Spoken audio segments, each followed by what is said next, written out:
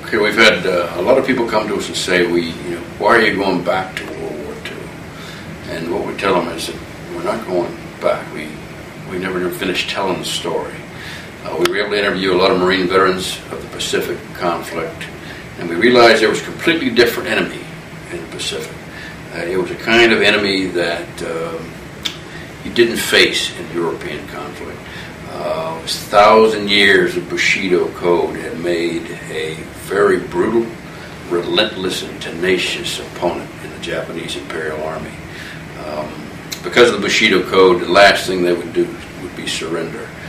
Their family honor was invested in their ability to kill you, and if they couldn't kill you, they couldn't accomplish their mission, whatever had been assigned, they would kill themselves because of dishonor. And so we would go into an island like Taro with 4,700 Japanese on it, and at the end of the conflict, we would have lost nearly 4,000, and the Japanese would have only 12 survivors in that conflict. So you think about it, everybody else of the 4,700 something Japanese, they're all dead, gave their lives. 12 to 17 survivors, I can't recall which, were basically Korean laborers, hospital workers, that kind of thing. When we went into Peleliu, there were 10,000 Japanese. At the end of that campaign, there were 10,000 dead Japanese. And I guess actually there's about 202 captured prisoners in that conflict.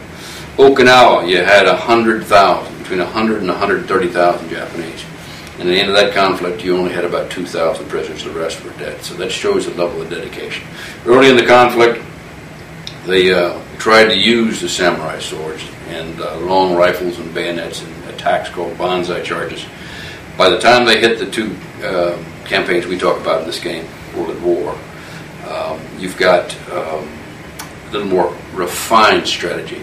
They dug into the coral. They dug in very cleverly concealed and sighted bunkers and positions, and they tried to make us pay in blood for every inch of ground we took. And so the intensity and the grit of that campaign, the ruthlessness of the enemy is portrayed in this new game. It brings a whole new flavor to what has been a great franchise.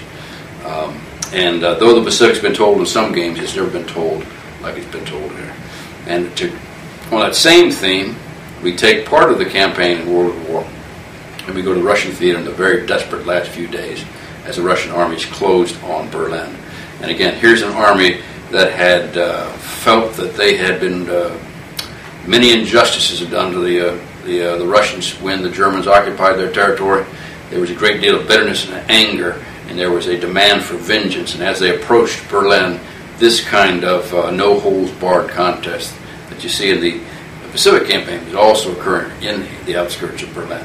The Germans, no longer motivated by the Third Reich, are fighting with a tenacity, trying to defend their homeland from occupation by Russians, and God knows what happens if they think. So these things are brought to light in this game. You'll see a great portrayal of World War II like it's never been done before.